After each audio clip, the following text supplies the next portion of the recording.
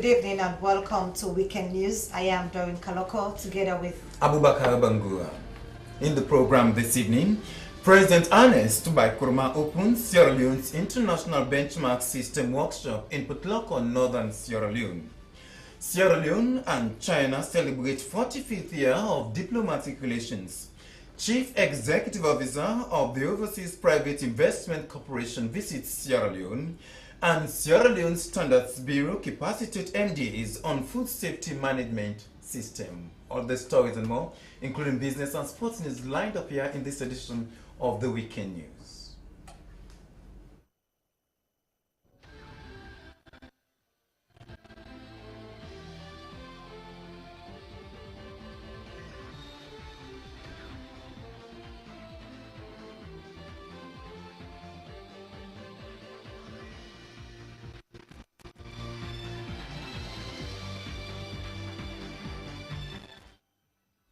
We begin with the first item in our weekend news. President Ernest Kurma has expressed hope that the first national workshop on Sierra Leone's international benchmark system will not only set the pace in creating awareness, but will also provide that platform for development partners, the private sector and civil society to deliberate on doable recommendations. President Kurma was speaking at the official opening ceremony at the Kalokoh District Council Hall. Razia Bash Kamara sent in this report. Overview of the workshop, the special advisor to the president, Ambassador Dauda Kamara, who chaired the meeting, described the forum as unique as it is organized specifically on the call of the president. He disclosed that early this year, President Kurma came up with an idea of Sierra Leone international benchmarks. Ambassador Dauda Kamara revealed that the president believes that as a nation, they should focus on international benchmarks immediately, although it should have been done earlier. The special advisor to the president maintained as their discussions continued with the president on the issues, they as special advisors came to realize that President Kurma had a specific interest and wanted to see it realized.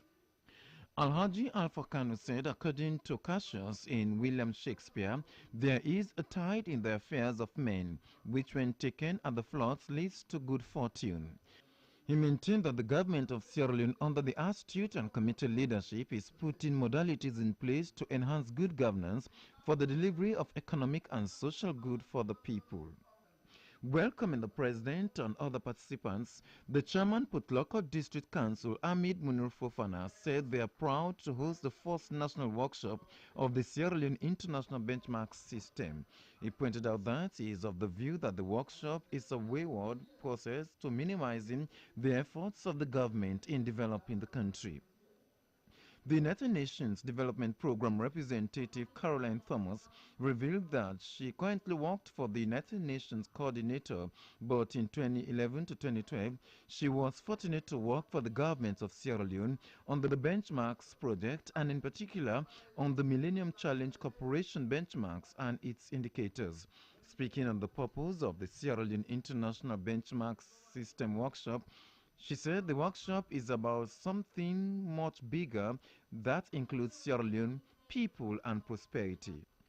Giving a background on the status, issues and recommendations of the benchmarks, Special Advisor to the President Dr. Joseph Sam Sisi said Sierra Leone international benchmarks provide private sector and civil society big opportunities for support to Sierra Leone. In his address, President Ernest Kurma said according to the Sierra Leone International Benchmark System coordinator who doubles as one of his special advisor, Dr. Joseph Samsisi, Sierra Leone has made international benchmarks by which they have been assessed, ranked and portrayed in view of other countries. The president pointed out that those benchmarks are being set either by ECOWAS, the African Union, the United Nations or other global organizations. He maintained that each of those have their specific indicators used to measure how well or not a country performs over a period of time, and they cover a wide range of issues including poverty reduction, health, education, corruption, good governance, the economy, gender and youth empowerment, and maintenance of peace and security. President Kuruma went on that over the years the government has been committed to those benchmarks, but for a long time enough attention was not given to this very important development process. The president added that over the years the implementation, tracking and reporting of the country's development strides did not receive the interest they deserved, and also over the years the government and the country have been assessed, ranked and portrayed in ways that could have been better. He disclosed that in the implementation of the Millennium Development Goals (MDGs) between 2000 to 2015, Sierra Leone had a mixed basket of outcomes as the government achieved some benchmarks. They almost met, made progress in many, but they did not make much progress in many more. Hear people in radio stations arguing for and against or supporting the outcome. We must be in charge this time round, and we must be able to coordinate. And I believe when we manage the reporting process, because we have made strides, but we have not been adequately reporting. And if you don't report your own achievements, the progress you have made, you allow a civil society activist or an NGO to report who depends on a negative report for their income, not banking for it.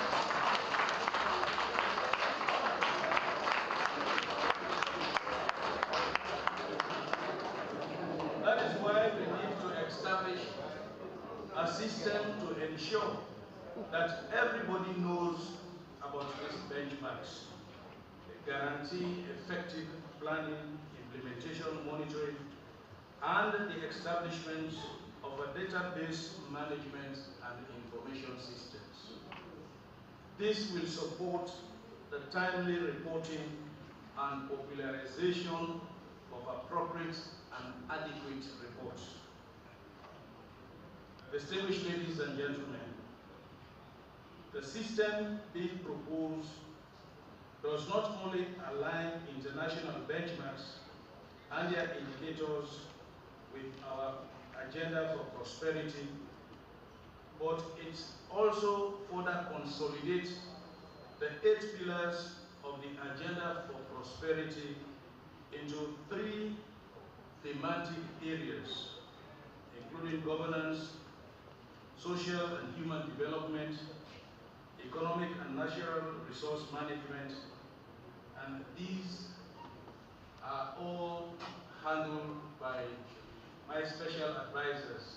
Already, Dr. Samsisi has clearly indicated that he will be in charge of the economic management and the natural resources. The ambassador, Alpha Kano, will be in charge of the social services, communications, and others. President Ernest Kuruma officially opening Sierra Leone's International Benchmark System Workshop in Kalokoh, northern Sierra Leone. Sierra Leone and China have celebrated 45th year since the two countries entered into diplomatic relations. At a ceremony held at the Chinese Embassy in Freetown, the two countries committed themselves to further solidify their ties. Here's the story. China established diplomatic relations on the 29th of July 1971, starting a new chapter between the two countries. Chinese ambassador to Sierra Leone, Xiao Yambo, said for the past 45 years, China and Sierra Leone have always stood together in endeavors to safeguard national independence, sovereignty, and territorial integrity to grow national economies and elevate people's welfare, as well as upholding international justice and world peace. Ambassador Xiao Yambo said Sierra Leone and China have very reason to say the relations between the two countries serve as a paradigm of win-win cooperation and common development between China and a number of small and medium-sized countries. The reception tonight mainly deals on the relationship between our two countries and also the achievements between our two sides. And China has a very good relationship. You could see that in my speech. Also, we have a long relationship. You see, and we started our diplomatic relations in 1970 when China is still an important partner for Sierra Leone. You could see that our help and our economic activity covers almost every sector in Sierra Leone. Minister of State, Minister of Foreign Affairs and International Relations, Dr. Jibril Cissé, said Sierra Leone and China have very reason to celebrate because a lot of goodies have come out of the relations between the two countries. He said China and Sierra Leone have shared a lot together, adding that China is a true friend to Sierra Leone, citing the prompt response by China to the Ebola outbreak. Dr. Cissé said Sierra Leone is committed to further strengthen the ties between the two countries. That's the anniversary of the 45th year since diplomatic relations were established between Sierra Leone and the People's Republic of China. We're here to honor that celebration. It's a relationship of visible achievements. Chinese projects, support to Sierra Leone are all over the country, from the Chakasiri Stadium, the U building, the Mangi Bridge, during the presidency of the late Dr. The President and Chief Executive Officer of the Overseas Private Investment Corporation, Elizabeth Littlefield, is in the country to institute major reforms of the corporation's policies, systems and processes and introduce financial innovations to augment the agency's development impacts. Elizabeth will be meeting with government officials to discuss private sector development and the role to provide long-term loans and risk mitigation to support investments. Bakar Bangura caught up with Elizabeth Littlefield and started by asking her about the projects. U.S. government to provide long-term loans and insurance to businesses that are investing in sustainable economic development in developing countries such as Sierra Leone. We're very interested to see what we can do to stimulate and pull in as much private capital as we possibly can into the sectors that we know are such high priorities for Sierra Leone. Sectors like energy, both small-scale energy for rural areas as well as large-scale energy. Things like agriculture production for diversification of your agricultural production. Things like transportation, things like tourism. So these are the sectors that the private sector is really a powerful tool to drive these sectors, to make them grow, to create jobs, and ultimately, greater prosperity for all Sierra Leoneans. Now, what's your mission in Sierra Leone? Our mission is to identify partners in the private sector who are investing in these areas that need growth capital that we can then provide. So how significant is this corporation to support private investment and sustainable development, especially in a post-conflict country like Sierra Leone? Well, post-conflict countries like Sierra Leone are certainly sometimes difficult markets for private sector, but we find that if you work hard enough, there's opportunities all over the place in terms of wonderful companies led by committed, dedicated people who are operating on sound and transparent business principles, who are creative and innovative, investing in these key sectors we described. We work very frequently in post-conflict countries, or even countries that are still in conflict. So the fact that it's post-conflict certainly doesn't scare us off. It just means one has to try a little harder to find those opportunities. Now, energy is also a component of this project, and in Sierra Leone there is energy deficit. So how can you come in to salvage this situation? So certainly, more and more throughout Africa, energy is being generated, not by the public sector, but by private sector operators. So what Sierra Leone needs to do, just like other countries, is create the right environment that a private sector operator can come in and build a power plant and know that when he sells the power, or she sells the power to the government or whoever's going to buy it, that they're sure they're going to get paid back. So that kind of environment is what needs to be present to attract the best possible and competent developers of electricity generation for Sierra Leone. Agriculture is also part of this. So we find that there's opportunities in the private sector value chain for private sector investment all the way from the farm all the way to the table. So the kinds of things that the private sector might invest in agriculture might be transportation, cold storage, or even crop development. So we think that there may be opportunities throughout the value chain of agriculture in this country. Now, which areas have you identified so far for this project to support? So because we're, again, driven by the business community, we look at clearly what sectors the country has decided are its priorities, and we hope to find private investors who can be our partners in those sectors. But we don't come into a country and identify sectors. It's not for us to choose. It's the sectors that have been established as priorities by the government and the sectors that business wants to invest in and needs our help. Now, we know you will be meeting with senior government officials. Ministers who have a big role to play in making sure that the private sector is engaged and has the confidence to invest its capital in Sierra Leone. We're also seeing the president as well. So one of the key things that we want to work with the ministers and the president on is figuring out how can Sierra Leone put in place the right culture and environment that will give confidence to private sector investments, that they know that their investments will be treated fairly over time, will be consistent, that the rules won't change. And so we think that the government has a very incredibly crucial role to play in sending the right message to investors about their commitment to attracting that capital and their understanding that private capital is the key factor in driving growth, job opportunities, and ultimately prosperity for the country. But it will only come if it really has confidence that the rules are going to stay consistent and favorable for their investments. Now, what is the lifespan of this project so far? It's actually not a project. We're an institution. So we're an agency of the U.S. government. We were created 50 years ago. Across the continent, now in Africa, we've invested about $6 billion.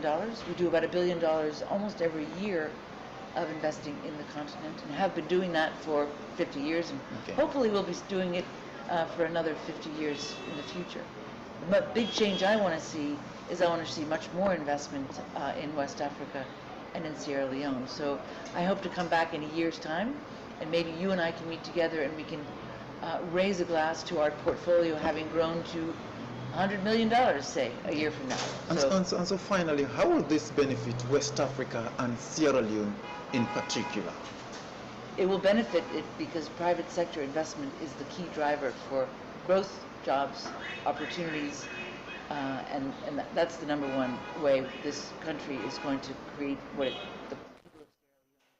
That was the Chief Executive Officer of the Overseas Private Investment Corporation, Elizabeth Littlefield. Power for All and Energy Access for a Decentralized Renewable Program has held discussions with government officials, business institutions, and women energy engineers on Energy Revolution and Energy African Compact at Brookfields Hotel in Freetown.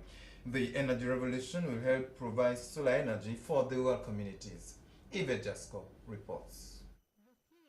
Energy Africa Compact will engage financial institutions to devise ways for private sector companies and consumers to access affordable and comprehensive financing support. Also, international investors to explore innovative financing and business models that will rapidly build the decentralized solar markets. Sierra Leone campaign leader, Power for All, Aminata Doumbouya, said that the Energy Revolution aims to attract decentralized solar enterprises and investors to Sierra Leone to meet ambitious energy access targets to distribute 50,000 solar units in 2016, 250,000 solar units in 2017, and extend basic power supply to all people in Sierra Leone within 9 years by 2025. She added that report states 28.5 million people across Africa have been reached and have access to clean lighting solutions in Africa, and in Sierra Leone, only 13% have access to electricity and 1% in rural areas.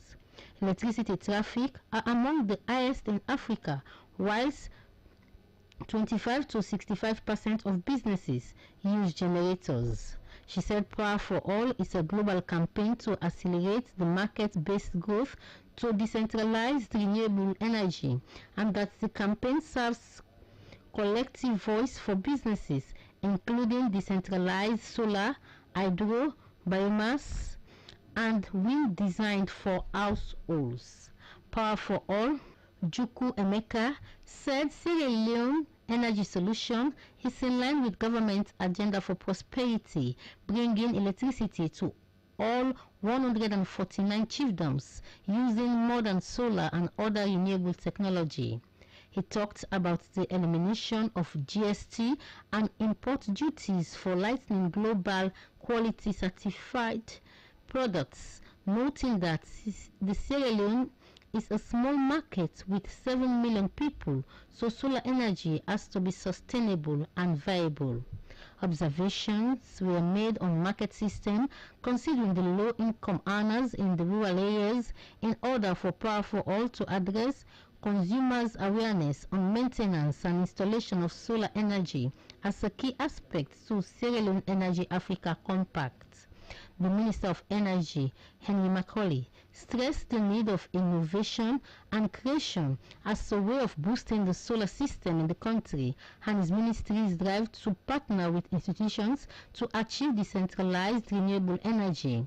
Nancy Kanu, Barefoot Women, said the people in rural community need simple system, unlike the business people, which needs to be looked at, especially the purchase price. She cited collaboration as key, especially when they have trained 59 women. The National Commission for Social Action, NACSA, has completed a sensitization meeting in Dibia, Bure, Kase, and Makonte chiefdoms in readiness for the implementation of the $51 million Gitrain project. Central Cabo sent in this report.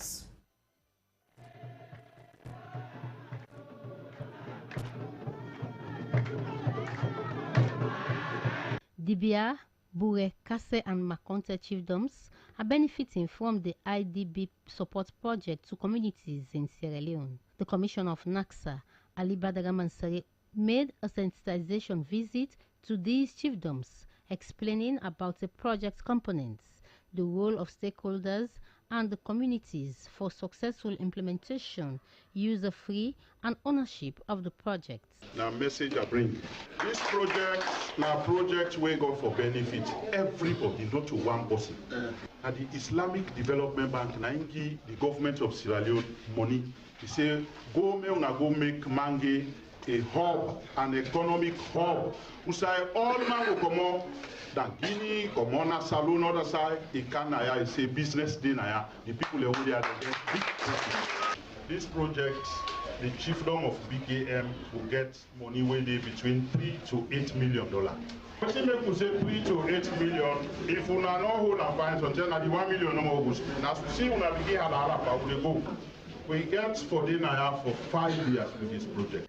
Honorable Ibrahim Bundu and Honorable Hassan Sherif made their commitments to go the extra mile for the peaceful implementation. On behalf of their people, the Paramount Chiefs of Dibia, Paramount Chief Baisheka Mprinka II, and Honorable Paramount Chief Baibure Salu Lumbud of Bure, Kase, and Makonte chiefdoms lauded NACSA for its previous interventions in the chiefdoms.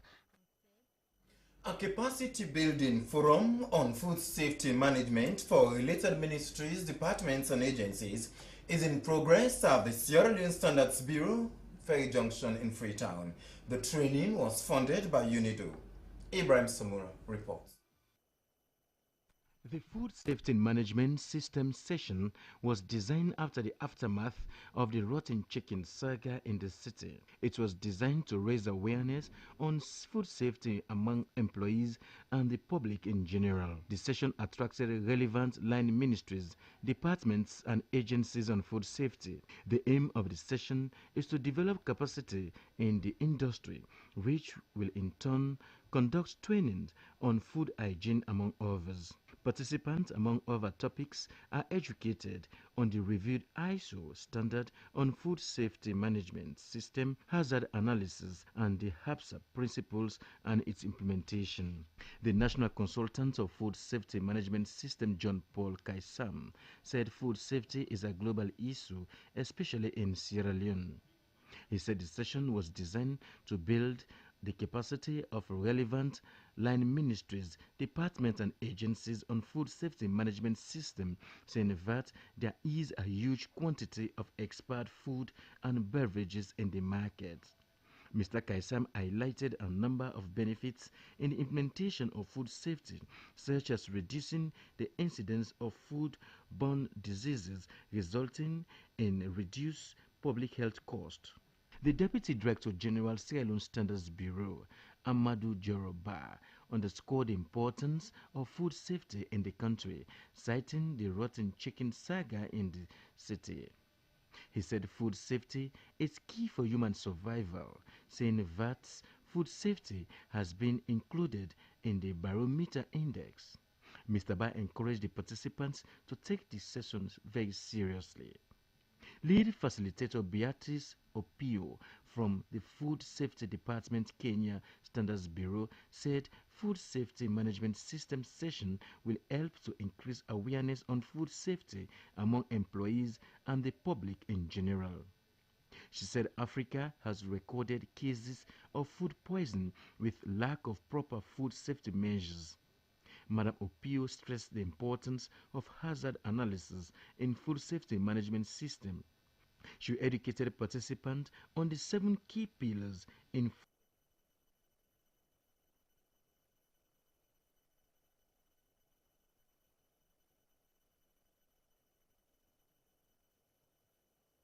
The people of Koinadogo district have received medical equipment from the government of Japan and the International Organization for Mitigation to strengthen the capacity of the healthcare delivery.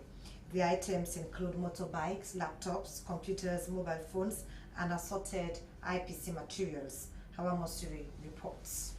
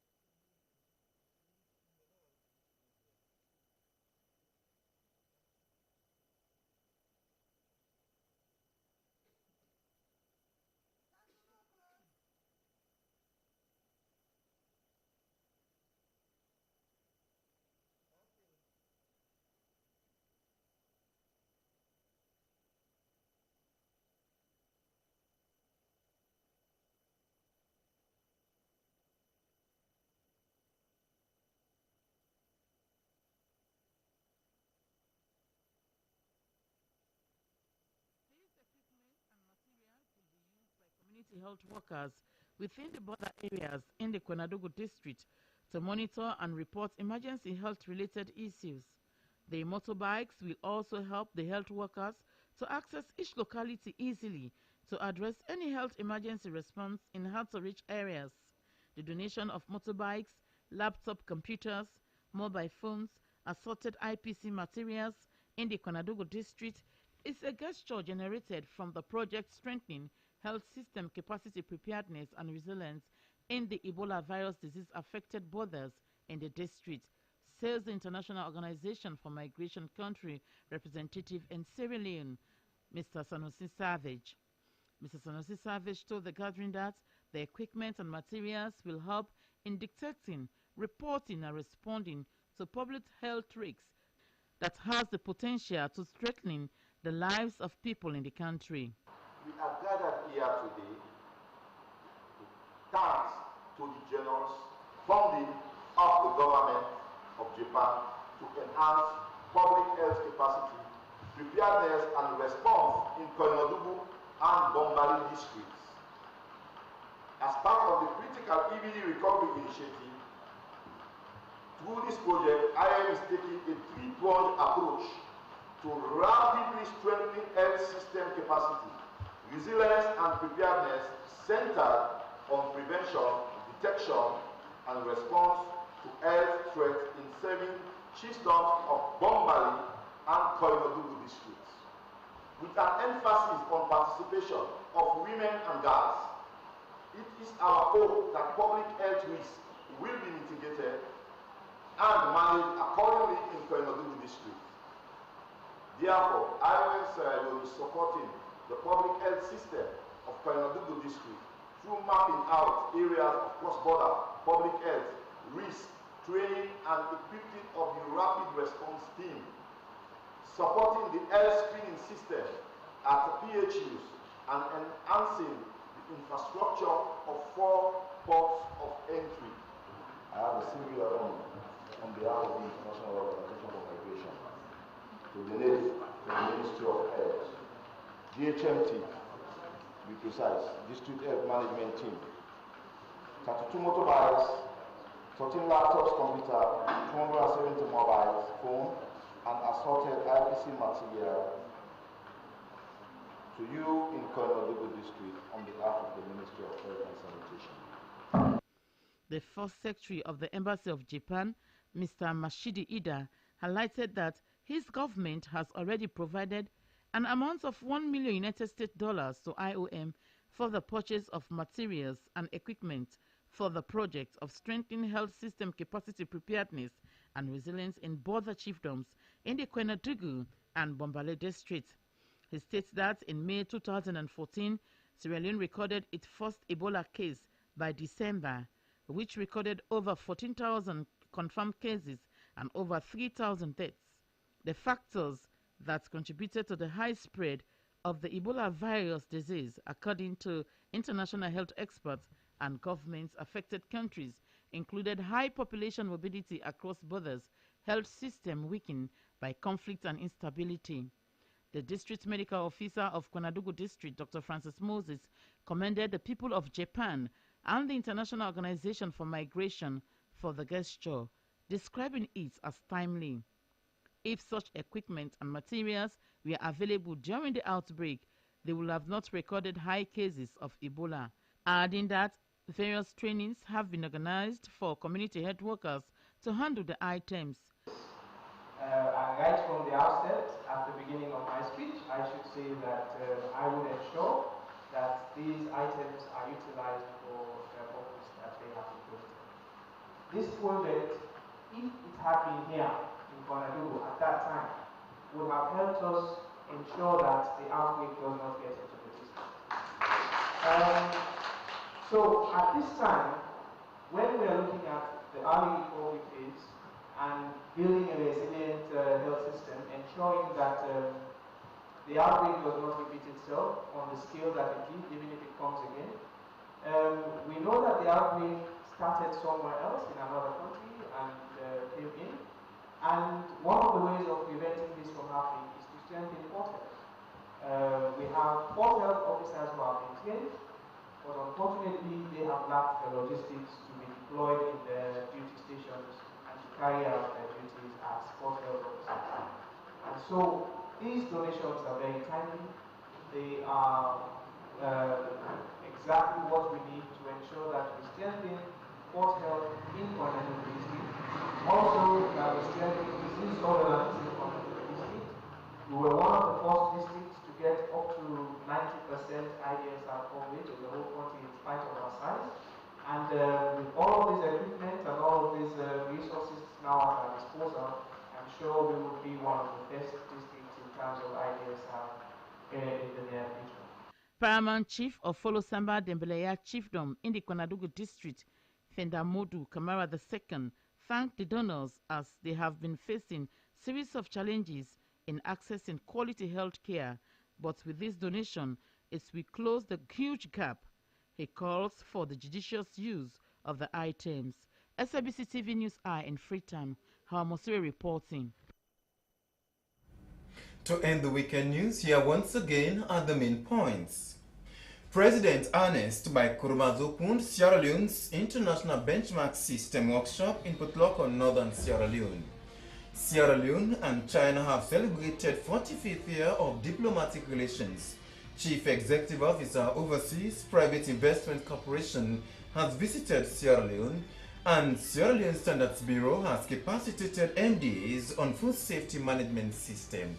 Well, that's all in this edition of the Weekend News, broadcast live on the Sierra Leone Broadcasting Corporation. On behalf of the news editor Sheikh Usmaila and news producer Saranke Bayo, we are Doreen Kalokoh. And I am Bakar Bangura. For more information about the programs, do send us an email to contact us at slbc.sl. Thanks for watching the news. Good night and happy viewing.